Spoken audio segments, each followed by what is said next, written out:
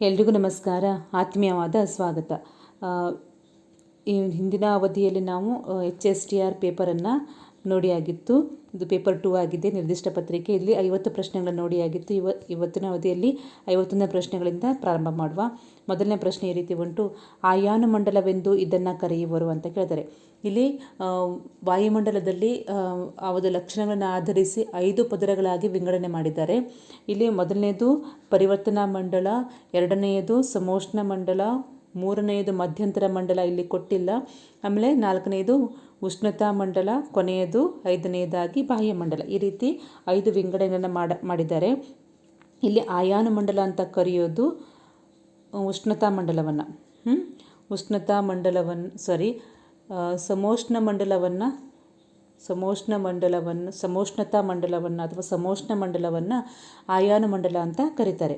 ಯಾಕೆ ಅಂತ ಹೇಳಿದರೆ, ಇದು ಇಲ್ಲಿ ಅತ್ಯಧಿಕ ಉಷ್ಣಾಂಶದಿಂದಾಗಿ ಅನಿಲದ ಅಣುಗಳು ಆಯಾನುಗಳಾಗಿ ಪರಿವರ್ತನೆ ಹೊಂದ್ತವೆ. ಹಾಗಾಗಿ ಇದನ್ನು ಆಯಾನು ಮಂಡಲ ಅಂತ ಕರೀತಾರೆ. ಮತ್ತು ಈ ಆಯಾನುಗಳು ಭೂಮಿಯಿಂದ ರೇಡಿಯೋ ತರಂಗಗಳು ಪ್ರಸಾರವಾಗ್ತವೆ, ಅದನ್ನು ಪುನಃ ಭೂಮಿಯ ಕಡೆಗೆ ಪ್ರತಿಫಲಿಸ್ತವೆ. ಹಾಗಾಗಿ ಒಂದು ಸಮೋಷ್ಣ ಮಂಡಲವನ್ನು ಆಯಾನ ಮಂಡಲ ಅಂತ ಕರೀತಾರೆ. ಆಮೇಲೆ ಮುಂದಿನ ಪ್ರಶ್ನೆ: ಸ್ಥಳೀಯ ಮಾರುತಗಳನ್ನು ಭಾರತದಲ್ಲಿ ಹೀಗೆಂದು ಕರೆಯುವರು ಅಂತ ಹೇಳಿದರೆ, ಈ ಸ್ಥಳೀಯ ಮಾರುತಗಳನ್ನು ಭಾರತದಲ್ಲಿ ಲೂ ಅಂತ ಕರೀತಾರೆ. ಓಕೆನಾ. ಆಮೇಲೆ ಕರ್ನಾಟಕದ ಅತಿ ದೊಡ್ಡ ಬಂದರು ಯಾವುದು ಅಂತ ಕೇಳಿದ್ದಾರೆ. ಇಲ್ಲಿ ಕರ್ನಾಟಕದ ಅತಿ ದೊಡ್ಡ ಬಂದರು ನವಮಂಗಳೂರು ಬಂದರು. ಆಮೇಲೆ ಮುಂದಿನ ಪ್ರಶ್ನೆ: ಚುಂಚನಕಟ್ಟೆ ಜಲಪಾತ ಈ ನದಿಯಿಂದ ನಿರ್ಮಾಣವಾಗಿದೆ ಅಂತ ಕೇಳಿದ್ದಾರೆ. ಚುಂಚನಕಟ್ಟೆ ಜಲಪಾತ ಕಾವೇರಿ ನದಿಯಿಂದ ನಿರ್ಮಾಣಗೊಂಡಿದೆ. ಆಮೇಲೆ ಮುಂದಿನ ಪ್ರಶ್ನೆ: ಈ ಕೆಳಕಂಡ ಬೆಳೆಗಳನ್ನು ಕರ್ನಾಟಕದಲ್ಲಿ ಇತರೆ ರಾಜ್ಯಗಳಿಗಿಂತ ಹೆಚ್ಚಾಗಿ ಬೆಳೆಯುತ್ತಾರೆ ಅಂತ ಕೇಳಿದ್ದಾರೆ. ಇಲ್ಲಿ ಕರ್ನಾಟಕದಲ್ಲಿ ಬೇರೆ ಬೆಳೆಗಳಿಗಿಂತ ಹೆಚ್ಚಾಗಿ ಬೆಳೆಯುವಂಥ ಬೆಳೆ ಯಾವುದು ಅಂತ ಕೇಳಿದರೆ ಕಾಫಿ. ಓಕೆ. ಆಮೇಲೆ ಮುಂದಿನ ಪ್ರಶ್ನೆ: ಭಾರತ ದೇಶದ ಒಟ್ಟು ವಿಸ್ತೀರ್ಣ ಎಷ್ಟು ಅಂತ ಕೇಳಿದ್ದಾರೆ. ಇಲ್ಲಿ ಹಲವಾರು 4 ಉತ್ತರಗಳಲ್ಲಿ ನೋಡಿ, ಕೊನೆಯ ಉತ್ತರದಲ್ಲಿ 1, 2, 0, 1, 2, 3 ಅಂತ ಆ ಕೊನೆಯ ನಂಬರನ್ನು ಮಾತ್ರ ಇವರು ಚೇಂಜ್ ಮಾಡಿದ್ದಾರೆ. ಇಲ್ಲಿ ಸರಿಯಾದ ಉತ್ತರ ಆಗಿದೆ ಕೊನೆಯ ಆಪ್ಷನ್ ಇದೆ ನೋಡಿ, ಇದು ಸರಿಯಾದಂಥ ಉತ್ತರವಾಗಿದೆ. ಆಮೇಲೆ ಮುಂದಿನ ಪ್ರಶ್ನೆ: ಹರಿಕೆ ವನ್ಯಜೀವಿ ಧಾಮ ಈ ರಾಜ್ಯದಲ್ಲಿದೆ ಅಂತ ಕೇಳಿದ್ದಾರೆ. ಸರಿಯಾದಂಥ ಉತ್ತರ ಪಂಜಾಬ್. ಹರಿಕೆ ವನ್ಯಜೀವಿ ಧಾಮ ಪಂಜಾಬ್ ರಾಜ್ಯದಲ್ಲಿ ಇದೆ. ಆಮೇಲೆ ಬಿಹಾರದ ಕಣ್ಣೀರಿನ ನದಿ ಯಾವುದು ಅಂತ ಕೇಳಿದ್ದಾರೆ. ಬಿಹಾರದ ಕಣ್ಣೀರಿನ ನದಿ ಕೋಸಿಯಾಗಿದೆ. ಆಮೇಲೆ ಜೊನ್ನಗಿರಿ ಈ ಖನಿಜ ಲೋಹಕ್ಕೆ ಸಂಬಂಧಿಸಿದೆ ಅಂತ ಹೇಳಿ, ಈ ಜೊನ್ನಗಿರಿಯಲ್ಲಿ ಚಿನ್ನದ ಈ ಒಂದು ಲೋಹಕ್ಕೆ ಸಂಬಂಧಿಸಿದ ಒಂದು ಪ್ರದೇಶವಾಗಿದೆ. ಆಮೇಲೆ ಮುಂದಿನ ಪ್ರಶ್ನೆ: ಪ್ರಸ್ತುತ ಭಾರತದಲ್ಲಿ ಅತಿ ಹೆಚ್ಚು ಜನರಿಗೆ ಲಭ್ಯವಾಗಿರುವ ಸಾರಿಗೆಯ ವಿಧ ಅಂತ ಕೇಳಿದ್ದಾರೆ. ರಸ್ತೆ ಸಾರಿಗೆ. ಅತಿ ಹೆಚ್ಚು ಜನರಿಗೆ ಲಭ್ಯವಾಗಿರುವಂಥದ್ದು ರಸ್ತೆ ಸಾರಿಗೆಯಾಗಿದೆ. ಆಮೇಲೆ ಮುಂದಿನ ಪ್ರಶ್ನೆ: ಪಾರಾದೀಪ್ ಬಂದರು ಈ ಕೆಳಕಂಡ ರಾಜ್ಯದಲ್ಲಿದೆ ಅಂತ ಕೇಳಿದ್ದಾರೆ. ಪಾರಾದೀಪ್ ಇದು ಒಡಿಶಾ ರಾಜ್ಯದಲ್ಲಿ ಇದೆ. ಸುಸ್ಥಿರ ಅಭಿವೃದ್ಧಿ ಗುರಿಗಳ ಸಂಖ್ಯೆ ಎಷ್ಟು ಅಂತ ಕೇಳಿದ್ದಾರೆ. ಸುಸ್ಥಿರ ಅಭಿವೃದ್ಧಿ ಗುರಿಗಳ ಸಂಖ್ಯೆ 3ನೇ ಆಪ್ಷನ್ ಇದೆ ನೋಡಿ, 17. ಓಕೆನಾ. ಆಮೇಲೆ ಈ ಕೆಳಕಂಡವುಗಳಲ್ಲಿ ತಪ್ಪಾಗಿರುವ ಹೇಳಿಕೆಯನ್ನು ಗುರುತಿಸಿ ಅಂತ ಕೇಳಿದ್ದಾರೆ. ಇಲ್ಲಿ ಮೊದಲ ಹೇಳಿಕೆ ಕಲಬುರಗಿ ಜಿಲ್ಲೆಯನ್ನು ತೊಗರಿಯ ಕಣಜ ಅಂತ ಕರೀತಾರೆ. ಹೌದು, ಇದು ಸರಿಯಾಗಿದೆ. ಮೊದಲನೇ ಆಪ್ಷನ್ ಸರಿಯಾಗುಂಟು. ಆಮೇಲೆ ಎರಡನೇದು ನವಮಂಗಳೂರು ಬಂದರನ್ನು ಕರ್ನಾಟಕದ ಹೆಬ್ಬಾಗಿಲು ಅಂತ ಕರೀತಾರೆ ಅಂತ, ಇದು ಕೂಡ ಸರಿಯಾಗಿದೆ. ಆಮೇಲೆ ಮೂರನೇದು ಕರ್ನಾಟಕವು ಶ್ರೀಗಂಧದ ನಾಡು ಎಂದು ಪ್ರಸಿದ್ಧವಾಗಿದೆ. ಹೌದು. ಆಮೇಲೆ 3ನೇ ಆಪ್ಷನ್ ನೋಡಿ, ವಿಶ್ವ ಪರಂಪರೆ ಪಟ್ಟಿಯು ಯುನೆಸ್ಕೋದೊಟ್ಟಿಗೆ ಸಂಬಂಧ ಹೊಂದಿದೆ ಅಂತ ಹೇಳಿದರೆ, ಇದು ಯುನಿಸೆಫ್ ಅಲ್ಲ, ಯುನೆಸ್ಕೋದೊಟ್ಟಿಗೆ ಸಂಬಂಧವನ್ನು ಹೊಂದಿರುವಂಥದ್ದು. ಓಕೆನಾ. ಹಾಗಾಗಿ 4ನೇ ಆಪ್ಷನ್ ಇಲ್ಲಿ ತಪ್ಪಾಗಿರುವಂತಹ ಹೇಳಿಕೆಯಾಗಿದೆ. ಮುಂದಿನ ಪ್ರಶ್ನೆ: ಭೌಗೋಳಿಕವಾಗಿ ಭಾರತದ ಅತ್ಯಂತ ಚಿಕ್ಕ ರಾಜ್ಯ ಯಾವುದು ಅಂತ ಕೇಳಿದ್ದಾರೆ. ಅತ್ಯಂತ ಚಿಕ್ಕ ರಾಜ್ಯ ಗೋವಾ ಆಗಿದೆ. ಈ ಕೆಳಕಂಡ ಹೇಳಿಕೆಗಳನ್ನ ಓದಿರಿ ಮತ್ತು ಸರಿಯಾದ ಹೇಳಿಕೆಯನ್ನು ಗುರುತಿಸಿ ಅಂತ ಹೇಳಿದರೆ, ಇಲ್ಲಿ 3 ಹೇಳಿಕೆಯನ್ನು ಕೊಟ್ಟಿದ್ದರಲ್ಲಿ 1 ಹೇಳಿಕೆ ತಪ್ಪಾಗಿದೆ. ಹಾಗಾಗಿ ನಾವು ಯಾವುದು ಅನ್ನೋದನ್ನು ನಾವು ಇಲ್ಲಿ ಕಂಡುಹಿಡಬೇಕಾಗುತ್ತೆ. ಮೊದಲನೇದು ಹವಾಮಾನ ಪರಿಸ್ಥಿತಿಯ ವೈಜ್ಞಾನಿಕ ಅಧ್ಯಯನವೇ ಹವಾಮಾನ ಶಾಸ್ತ್ರ ಅಂತ ಹೇಳಿದ್ದಾರೆ. ಸರಿಯಾಗಿದೆ. ವಾಯುಗುಣದ ಬಗ್ಗೆ ವೈಜ್ಞಾನಿಕವಾಗಿ ಅಧ್ಯಯನ ಮಾಡುವುದೇ ವಾಯುಗುಣಶಾಸ್ತ್ರ ಅಂತ ಹೇಳಿದ್ದಾರೆ. ಸರಿಯಾಗಿದೆ. ಮಳೆಯ ಪ್ರಮಾಣವನ್ನು ವೃಷ್ಟಿ ಮಾಪಕದಿಂದ ಅಳೆಯುವರು ಅಂತ ಹೇಳಿದ್ದಾರೆ. ಇದು ಕೂಡ ಇಲ್ಲಿ ಸರಿಯಾಗಿದೆ.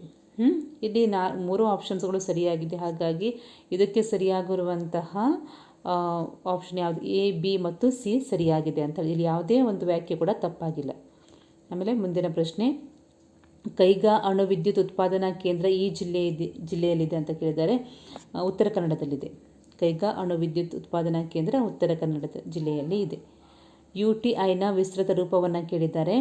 ಇದು ಸರಿಯಾದಂಥ ಆಪ್ಷನ್ ಇದೆ, ಯೂನಿಟ್ ಟ್ರಸ್ಟ್ ಆಫ್ ಇಂಡಿಯಾ. ಓಕೆನಾ. ಆಮೇಲೆ ಭಾರತದ ಖ್ಯಾತ ಉದ್ಯಮಿಗಳ ಗುಂಪಿಗೆ ಸೇರದವರು ಅಂತ ಕೊಟ್ಟಿದ್ದಾರೆ.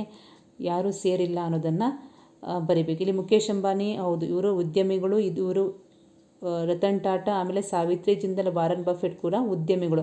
ಆದರೆ ಇಲ್ಲಿ ಕೇಳಿರೋದು ಭಾರತದ ಅಂತ ಇದೆ. ಹಾಗಾಗಿ ಇಲ್ಲಿ ವಾರನ್ ಬಫೆಟ್ ಇವರು ಭಾರತದವರು ಅಲ್ಲ, ಇವರು ಅಮೇರಿಕಾದವರು. ಹಾಗಾಗಿ ವಾರನ್ ಬಫೆಟ್ ಇಲ್ಲಿ ತಪ್ಪಾದಂತಹ ಪ್ರಶ್ನೆ ಆಗುತ್ತೆ, ಉತ್ತರವಾಗುತ್ತೆ. ಅಗತ್ಯ ವಸ್ತುಗಳ ಕಾಯಿದೆ ಜಾರಿಗೆ ಬಂದ ವರ್ಷ ಯಾವುದು ಅಂತ ಕೇಳಿದ್ದಾರೆ. ಅಗತ್ಯ ವಸ್ತುಗಳ ಕಾಯಿದೆ ಜಾರಿಗೆ ಬಂದ ವರ್ಷ 1955. ಭೌಗೋಳಿಕ ಪ್ರದೇಶದ ಆಧಾರದ ಮೇಲೆ ವಿಂಗಡಿಸಲಾದ ಮಾರುಕಟ್ಟೆಯ ವಿಧಗಳಿಗೆ ಹೊರತಾಗಿರುವುದು. ಆ ಒಂದು ಭೌಗೋಳಿಕ ಪ್ರದೇಶದ ಆಧಾರ ಮೇಲೆ ಏನು ಮಾರುಕಟ್ಟೆನ ವಿಧಗಳಲ್ಲಿ ವಿಂಗಡಿಸಿದ್ದಾರೆ ಅದನ್ನು ಬಿಟ್ಟು ಇರುವಂಥದ್ದು, ಅದರ ಹೊರತಾಗಿರುವಂಥದ್ದು ಯಾವುದು ಅಂತ ಕೇಳಿದ್ರೆ ಸ್ಥಳೀಯ ಮಾರುಕಟ್ಟೆ, ಪ್ರಾದೇಶಿಕ ಮಾರುಕಟ್ಟೆ ಮತ್ತು ರಾಷ್ಟ್ರೀಯ ಮಾರುಕಟ್ಟೆ. ಇವೆಲ್ಲವೂ ಏನಾಗಿದೆ ಅಂತ ಹೇಳಿದ್ರೆ ಭೌಗೋಳಿಕ ಆಧಾರದ ಮೇಲೆ ಮಾರುಕಟ್ಟೆಯ ವಿಂಗಡಣೆ ಆಗಿದೆ. ಸಗಟು ಮಾರುಕಟ್ಟೆ ಇದು ಭೌಗೋಳಿಕ ಪ್ರದೇಶದ ಆಧಾರದ ಮೇಲೆ ವಿಂಗಡಣೆ ಮಾಡದೇ ಇರುವಂತಹ ಒಂದು ಮಾರುಕಟ್ಟೆಯಾಗಿದೆ. ಇಲ್ಲಿ ಸಗಟು ಮಾರುಕಟ್ಟೆ ಅಂತ ಹೇಳಿದರೆ ಇದು ಹೋಲ್ಸೇಲ್ ಟ್ರೇಡ್ ಅಂತೀವಲ್ವ, ಹೋಲ್ಸೇಲ್ ಆಗಿ ಅಂದರೆ ಯಾರು ಉತ್ಪಾದಕರು ಇರ್ತಾರೆ ಅವರಿಂದ ಒಂದು ದೊಡ್ಡ ಪ್ರಮಾಣದ ವಸ್ತುಗಳನ್ನ ಕೊಂಡುಕೊಂಡು ಚಿಕ್ಕ ಚಿಕ್ಕ ವ್ಯಾಪಾರಿಗಳಿಗೆ ಇವರೇನು ಮಾಡ್ತಾರೆ, ಆ ವಸ್ತುಗಳನ್ನು ಕಡಿಮೆ ಬೆಲೆಗೆ ಮಾರಾಟ ಮಾಡ್ತಾರೆ. ಇದೇ ಸಗಟು ಮಾರುಕಟ್ಟೆ. ಇದು ಇದಕ್ಕೆ ಸಂಬಂಧಪಟ್ಟಿರುವಂತಹ ಉತ್ತರವಾಗಿದೆ. ಹಾಗಾಗಿ ಇಲ್ಲಿ 3 ಟಿಕ್ ಮಾಡಬೇಕಾಗುತ್ತೆ. ಆಮೇಲೆ ಮುಂದಿನ ಪ್ರಶ್ನೆ, ಸೋನಿ ಈ ದೇಶದ ಬಹುರಾಷ್ಟ್ರೀಯ ನಿಗಮವಾಗಿದೆ ಅಂತ ಕೇಳಿದ್ದಾರೆ. ಇದು ಜಪಾನ್, 4ನೇ ಆಪ್ಷನ್, ಜಪಾನ್ ದೇಶದ ಬಹುರಾಷ್ಟ್ರೀಯ ನಿಗಮವಾಗಿದೆ. ಭಾರತದಲ್ಲಿ ಗ್ರಾಹಕರ ಹಿತರಕ್ಷಣೆಗಾಗಿ ಜಾರಿಗೆ ಬಂದ ಮೊಟ್ಟ ಮೊದಲ ಗ್ರಾಹಕ ಸಂರಕ್ಷಣಾ ಕಾಯ್ದೆ ಯಾವುದು ಅಂತ ಕೇಳಿದ್ದಾರೆ. 1986ರ ಕಾಯ್ದೆಯಾಗಿದೆ. ಮೊದಲ ಆಪ್ಷನ್ ಆಗಿರುವಂಥದ್ದು ಗ್ರಾಹಕ ರಕ್ಷಣಾ ಕಾಯ್ದೆ 1986. ಓಕೆನಾ. ಆಮೇಲೆ ಮುಂದಿನ ಪ್ರಶ್ನೆ, ಭಾರತದಲ್ಲಿ ಈಗಾಗಲೇ ಪೂರ್ಣಗೊಂಡಿರುವ ಪಂಚವಾರ್ಷಿಕ ಯೋಜನೆಗಳ ಸಂಖ್ಯೆ ಎಷ್ಟು ಅಂತ ಕೇಳಿದ್ದಾರೆ. ಇಲ್ಲಿ ಸರಿಯಾದ ಉತ್ತರ 4ನೇ ಆಪ್ಷನ್ 12 ಆಗುತ್ತೆ. ಪಂಚವಾರ್ಷಿಕ ಯೋಜನೆಗಳು ಪ್ರಾರಂಭವಾಗಿರುವಂಥದ್ದು 1951ರಿಂದ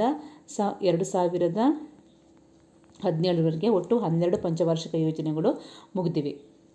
ಆಮೇಲೆ ಚಲನಾತ್ಮಕ ಎಂಬ ಪದವು ಗ್ರೀಕ್ನ ಈ ಕೆಳಕಂಡ ಪದದಿಂದ ಬಂದಿದೆ ಅಂತ ಕೇಳಿದ್ದಾರೆ. ಇದಕ್ಕೆ ಸರಿಯಾದ ಉತ್ತರ ಮೊದಲ ಆಪ್ಷನ್ ಆಗಿದೆ, ಡೈನಾಮಿಕೋಸ್. ಇದು ಸರಿಯಾದಂತಹ ಗ್ರೀಕ್ ಪದದಿಂದ ಬಂದಿರುವಂಥದ್ದು ಚಲನಾತ್ಮಕ ಅಂತ ಹೇಳಿದರೆ. ಬಯಕೆಯ ಜೊತೆಗೆ ಕೊಳ್ಳುವ ಮನೋಭಾವ ಮತ್ತು ಹಣವನ್ನು ವೆಚ್ಚ ಮಾಡುವ ಶಕ್ತಿ ಇದ್ದರೆ ಅದು ಏನಾಗುತ್ತೆ, ಆ ಒಂದು ವ್ಯಾಖ್ಯೆಗೆ ಏನಂತ ಕರೀತಾರೆ ಅಂತ ಕೇಳಿದರೆ ಇಲ್ಲಿ 2ನೇ ಆಪ್ಷನ್ ನೋಡಿ, ಬೇಡಿಕೆ. ಬಯಕೆಯ ಜೊತೆಗೆ ಕೊಳ್ಳುವ ಮನೋಭಾವ ಮತ್ತು ಹಣವನ್ನು ವೆಚ್ಚ ಮಾಡುವ ಶಕ್ತಿ ಇದ್ದರೆ ಅದು ಬೇಡಿಕೆಯಾಗುತ್ತೆ. ಓಕೆನಾ. ಇದರಲ್ಲಿ ಯಾವುದೇ ಒಂದು ಇಲ್ಲದೇ ಇದ್ದರೆ ಅದು ಬೇಡಿಕೆ ಆಗಲಿಕ್ಕೆ ಸಾಧ್ಯ ಆಗೋದಿಲ್ಲ. ಆಮೇಲೆ ಶಿಕ್ಷಣವು ಮಗುವಿನ ವ್ಯಕ್ತಿತ್ವದಲ್ಲಿ ಸರ್ವಾಂಗೀಣ ಅಭಿವೃದ್ಧಿಯನ್ನು ತರುತ್ತದೆ ಎಂದು ಹೇಳಿದವರು ಯಾರು ಅಂತ ಕೇಳಿದರೆ ಇಲ್ಲಿ ಮಹಾತ್ಮ ಗಾಂಧೀಜಿಯವರು ಈ ವ್ಯಾಖ್ಯೆಯನ್ನು ಹೇಳಿದವರಾಗಿದ್ದಾರೆ. ಓಕೆನಾ. ದೇಶದಲ್ಲಿ ಉತ್ಪಾದನೆಯಾಗುವ ಆದಾಯ ಮತ್ತು ಸಂಪತ್ತು ಯಾವುದೇ ತಾರತಮ್ಯ ಇಲ್ಲದೆ ಸಮಾಜದ ಎಲ್ಲ ಜನರಲ್ಲಿ ಆದಷ್ಟು ಸಮಾನವಾಗಿ ಹಂಚಿಕೆಯಾಗುವುದನ್ನು ಹೀಗೆನ್ನುತ್ತಾರೆ. ನೋಡಿ, ಇಲ್ಲಿ ತಾರತಮ್ಯ ಇರಬಾರ್ದು, ಎಲ್ಲ ಜನರಲ್ಲಿ ಸಮಾನವಾಗಿ ಹಂಚಿಕೆಯಾಗಬೇಕು ಅಂತ ಹೇಳ್ತಾರೆ. ಇದು ಏನಾಗಿದೆ, ಆರ್ಥಿಕ ನ್ಯಾಯವಾಗಿದೆ, ಆರ್ಥಿಕ ನ್ಯಾಯ. ಆಮೇಲೆ NDCಯ ವಿಸ್ತೃತ ರೂಪವನ್ನು ಕೇಳಿದ್ದಾರೆ. ಇಲ್ಲಿ ನ್ಯಾಷನಲ್ ಡೆವಲಪ್ಮೆಂಟ್ ಕೌನ್ಸಿಲ್, ಮೊದಲ ಉತ್ತರ ಸರಿಯಾಗಿದೆ, ರಾಷ್ಟ್ರೀಯ ಅಭಿವೃದ್ಧಿ ಮಂಡಳಿ. ಓಕೆನಾ. ಮುಂದಿಂದು ದೇವನಹಳ್ಳಿ ಹಾಗೂ ಚಿಕ್ಕಬಳ್ಳಾಪುರ ಈ ಕೆಳಕಂಡ ಬೆಳೆಯ ಉತ್ಪಾದನೆಗೆ ಹೆಚ್ಚು ಪ್ರಸಿದ್ಧಿಯಾಗಿದೆ ಅಂತ ಹೇಳಿದ್ದಾರೆ. ಇಲ್ಲಿ ಹತ್ತಿ, ನೆಲಗಡಲೆ, ಮಾವು ಮತ್ತು ಹೂಗಳು ಅಂತ ಕೇಳಿದ್ದಾರೆ. ಇವುಗಳಲ್ಲಿ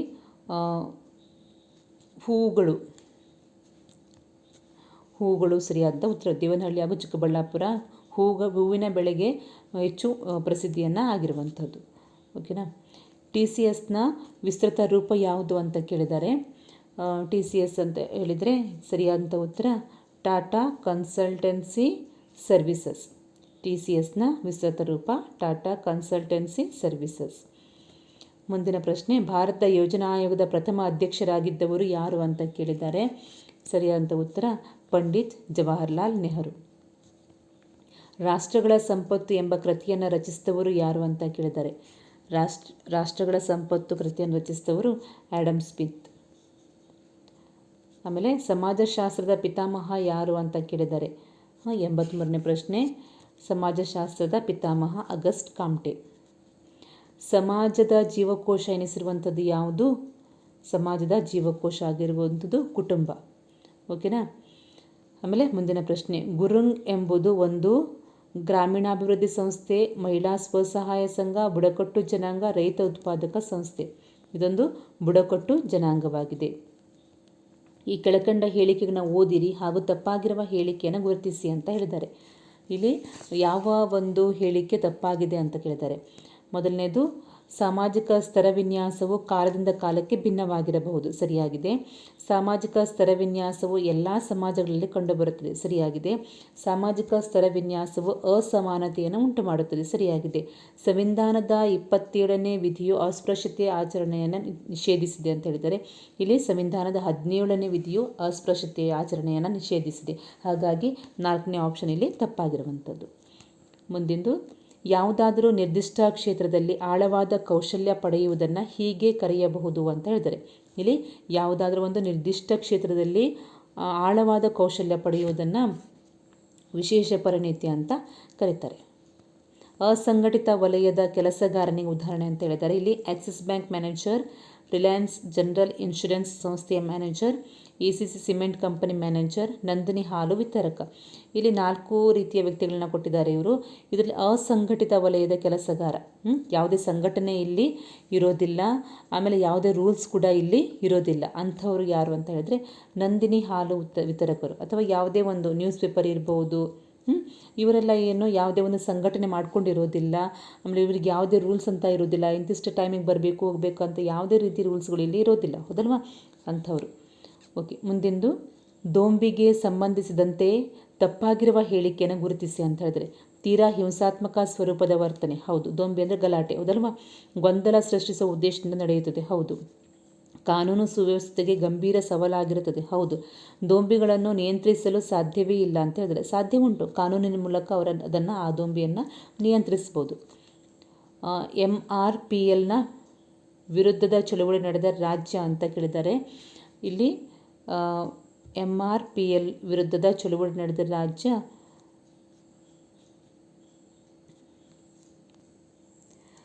ಇದು ಮಂಗಳೂರಿನಲ್ಲಿ ನಡೆದಂಥ ಒಂದು ಚಳುವಳಿ. ಅಂದರೆ ಪರಿಸರ ಮಾಲಿನ್ಯದ ವಿರುದ್ಧ ನಡೆದಂತಹ ಒಂದು ಚಳುವಳಿಯಾಗಿದೆ. ಮಂಗಳೂರಿನಲ್ಲಿ ನಡೆದಿರುವಂಥದ್ದು. ಹಾಗಾಗಿ ಇದು ಮಂಗಳೂರಿನಲ್ಲಿ ನಡೆದಿರುವಂಥದ್ದು ಕರ್ನಾಟಕ ಇದಕ್ಕೆ ಸರಿಯಾದಂಥ ಉತ್ತರವಾಗಿದೆ. ಓಕೆನಾ. ಆಮೇಲೆ ಇದನ್ನು ಬಹುಮಾಧ್ಯಮ ಉಪಕರಣ ಎಂದು ಕರೆಯಲಾಗಿದೆ ಅಂತ ಹೇಳಿದ್ದಾರೆ. ಇಲ್ಲಿ ಯಾವುದನ್ನು ಬಹುಮಾಧ್ಯಮ ಉಪಕರಣ ಅಂತ ಕರೆಯಲಾಗಿದೆ ಅಂತ ಕೇಳಿದರೆ, ಚಿತ್ರಪಟಗಳು, ಭೂಪಟ, ಚಾರ್ಟುಗಳು ಮತ್ತು ಪ್ರೊಜೆಕ್ಟರ್. ಇಲ್ಲಿ ಬಹುಮಾಧ್ಯಮ ಅಂದರೆ ಪ್ರೊಜೆಕ್ಟ್ರಲ್ಲಿ ಬರುತ್ತೆ. ಇಲ್ಲಿ ನೋಡಲಿಕ್ಕೂ ಸಾಧ್ಯತೆ ಉಂಟು, ಕೇಳಲಿಕ್ಕೂ ಸಾಧ್ಯತೆ ಉಂಟು. ಇದು ಒಂದು ವಿಡಿಯೋ ರೀತಿಯ ಉಪಕರಣ ಆಗಿದೆ. ಹಾಗಾಗಿ ಇದು ಬಹುಮಾಧ್ಯಮ ಉಪಕರಣ ಆಗಿದೆ. ಓಕೆ. ಉಳಿದವು ಏಕಮಾಧ್ಯಮ ರೀತಿಯಲ್ಲಿರುವಂತಹ ಉಪಕರಣಗಳಾಗಿವೆ. ಇಲ್ಲಿ ಸಮಾಜ ವಿಜ್ಞಾನ ಬೋಧನೆಯಲ್ಲಿ ವಿದ್ಯುನ್ಮಾನ ಸಂಪನ್ಮೂಲಗಳನ್ನು ಬಳಸುವ ಪ್ರಮುಖ ಉದ್ದೇಶ ಯಾವುದು ಅಂತ ಕೇಳಿದರೆ, ಕೇವಲ ಮನರಂಜನೆ ಅಂತ ಹೇಳಿದರೆ ಇಲ್ಲ, ಶಿಕ್ಷಕನ ಕೆಲಸ ಕಡಿಮೆ ಮಾಡುವುದು ಅಲ್ಲ, ಪರೀಕ್ಷೆಗಾಗಿ ಮಾತ್ರ ಅಂತ ಇದೆ ಅಲ್ಲ, ಇದು ವಿದ್ಯಾರ್ಥಿ ಕೇಂದ್ರಿತ ಕಲಿಕೆಯನ್ನು ಉತ್ತೇಜಿಸುವುದು. ಹಾಗಾಗಿ ಇಲ್ಲಿ ವಿದ್ಯುನ್ಮಾನ ಸಂಪನ್ಮೂಲಗಳನ್ನು ಬಳಸುವಂಥದ್ದು. ಆಮೇಲೆ ರೇಟಿಂಗ್ ರವರು ಇದನ್ನು ಬೋಧನೆಯ ಅರ್ಧ ಉಪಕರಣ ಅಂತ ಕರೆದಿದ್ದಾರೆ. ಅಂದರೆ ಬೋಧನೆಯಲ್ಲಿ ಬಳಸುವಂಥ ಒಂದು ಅರ್ಧ ಉಪಕರಣ, ಅಂದರೆ ಅರ್ಧದಷ್ಟು ವ್ಯಾಲ್ಯೂವನ್ನು ಇರುವಂಥದ್ದು ಕಪ್ಪು ಹಲಗೆಗೆ. ಓಕೆನಾ. ಇಲ್ಲಿ ಅಂದರೆ ಆ ಒಂದು ಪೂರ್ತಿ ಬೋಧನೆಯಲ್ಲಿ ಅರ್ಧ ಭಾಗವನ್ನು ನಾವು ಕಪ್ಪು ಹಲಗೆಯನ್ನೇ ಬಳಸ್ತೀವಿ. ಹಾಗಾಗಿ ಅನುಗಮನ ಮತ್ತು ನಿಗಮನ ಪದ್ಧತಿಯನ್ನು ಉಪಯೋಗ ಮಾಡುವ ಮೂಲಾಂಶವನ್ನು ಈ ಕೌಶಲ್ಯಗಳಲ್ಲಿ ಬಳಸಲಾಗುತ್ತದೆ. ಇಲ್ಲಿ ಉದಾಹರಣೆಗಳೊಂದಿಗೆ ದೃಷ್ಟೀಕರಿಸುವಂತಹ ಕೌಶಲ್ಯ. ಅಂದರೆ ಅನುಗಮನ ನಿಗಮನ ಅಂದರೆ ಉದಾಹರಣೆಗಳನ್ನು ಬಳಸಿನೇ ಆ ಒಂದು ಪದ್ಧತಿಯನ್ನು ರೂಢಿಸುವಂಥದ್ದು. ಇದು ಆಲಿಸುವ ಮತ್ತು ವೀಕ್ಷಿಸುವ ಅನುಭವಗಳ ನಡುವೆ ಸಂಬಂಧವನ್ನು ಬೆಳೆಸುತ್ತದೆ ಅಂತ ಹೇಳಿದ್ದಾರೆ. ಇಲ್ಲಿ ಆಲಿಸುವ ಮತ್ತು ವೀಕ್ಷಿಸುವ, ಒಂದು ನಿಮಿಷ ನೋಡಿ, ಇಲ್ಲಿ ಇದು ಆಲಿಸುವ ಮತ್ತು ವೀಕ್ಷಿಸುವ ಒಂದು ಮಕ್ಕಳು ಆಲಿಸ್ತಾನೆ ಇರ್ತಾರೆ ಮತ್ತು ವೀಕ್ಷಿಸಲಿಕ್ಕೂ ಸಾಧ್ಯವಾಗಿರುವಂಥದ್ದು. ಇಲ್ಲಿ ಧ್ವನಿ ಮುದ್ರಿಕೆ ಅಲ್ಲ, ರೇಡಿಯೋ ಕೂಡ ಅಲ್ಲ, ಸೀಮೆ ಸುಣ್ಣ ಕೂಡ ಅಲ್ಲ, ಕಪ್ಪು ಹಲಗೆಯಲ್ಲಿ ನೋಡಿ ಒಂದು ಬರೆದದನ್ನು ಕಾಣಿಸುತ್ತೆ. ಏನು ಬರೆದಿದ್ದಾರೆ ಅನ್ನೋದನ್ನು ನಾವು ಆಲಿಸಲು ವೀಕ್ಷಣೆ ಕೂಡ ಆಗುತ್ತೆ. ಅದು ಬರೆದಿರೋದನ್ನು ಆ ಒಂದು ಕಪ್ಪು ಹಲಗೆ ಬರಿತಾನೆ ಶಿಕ್ಷಕರು ಹೇಳೋದ್ರಿಂದ ಆಲಿಸುವ ಮತ್ತು ವೀಕ್ಷಿಸುವ ಎರಡೂ ಅನುಭವಗಳ ನಡುವೆ ಇದು ಸಂಬಂಧವನ್ನು ಕಲ್ಪಿಸುವಂಥದ್ದು ಕಪ್ಪು ಹಲಗೆಯ ಕಾರ್ಯ. ಓಕೆನಾ.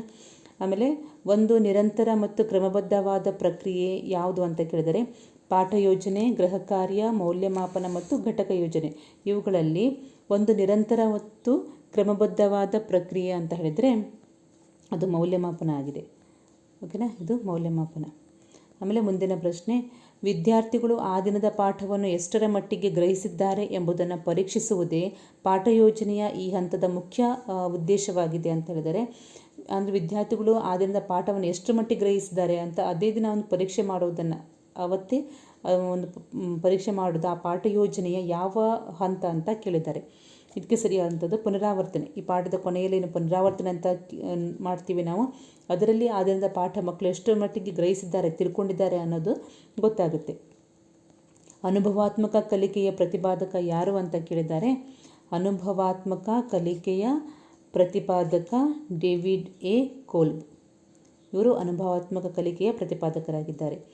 ಇದೊಂದು ತರಬೇತಿಯ ತಂತ್ರವೇ ಹೊರತು ತರಗತಿಯ ಬೋಧನಾ ವಿಧಾನವಲ್ಲ ಅಂತ ಹೇಳಿದ್ದಾರೆ. ಇಲ್ಲಿ ಅನುಬೋಧನೆ ಇದು ಏನು, ಒಂದು ತರಬೇತಿಯಲ್ಲಿ ನಾವು ತರಬೇತಿ ತೆಗೆದುಕೊಳ್ಳುವಾಗ ಅನುಬೋಧನೆ ಮೈಕ್ರೋ ಟೀಚಿಂಗ್ ಒಂದು ತರಬೇತಿಯ ವಿಧಾನ, ಅದೇ ಒಂದು ಬೋಧನಾ ವಿಧಾನ ಅಲ್ಲ.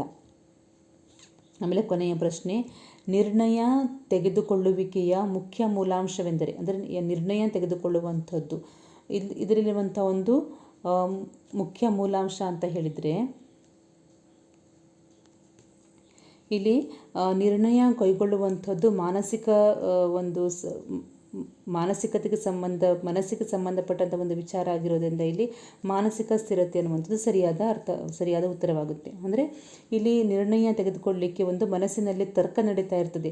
ಸರಿಯಾದ ತರ್ಕದಿಂದ ವಿಶ್ಲೇಷಣೆ ಮಾಡಿನೇ ಆ ಒಂದು ನಿರ್ಣಯವನ್ನು ತೆಗೆದುಕೊಳ್ಳೋದು. ಹಾಗಾಗಿ ಇಲ್ಲಿ ಮಾನಸಿಕ ಸ್ಥಿರತೆ ಇದಕ್ಕೆ ಸರಿಯಾದಂಥ ಅರ್ಥ ಆಗುತ್ತೆ. ಸಮಯ, ಸ್ಥಳ, ಲಿಂಗ ಇವು ಇದಕ್ಕೆ ಸಂಬಂಧಪಡದೇ ಇರುವಂಥದ್ದು ಆಗುತ್ತೆ. ಓಕೆನಾ. ಸೊ ಇವಿಷ್ಟು HSTಗೆ ಸಂಬಂಧಪಟ್ಟಂಥ ಪ್ರಶ್ನೆಗಳ ಒಂದು ವಿಶ್ಲೇಷಣೆ ಆಗಿದೆ. ಈ ಒಂದು ವಿಶ್ಲೇಷಣೆ ನಿಮಗೆ ಉಪಯುಕ್ತ ಆಗುತ್ತೆ ಅಂತ ಹೇಳೋದು ನಿಮ್ಮ ಫ್ರೆಂಡ್ಸ್ ಸರ್ಕಲ್ ಇದನ್ನು ಶೇರ್ ಮಾಡ್ಕೊಳ್ಳಿ ಅಂತ ಹೇಳ್ತಾ ಧನ್ಯವಾದಗಳು.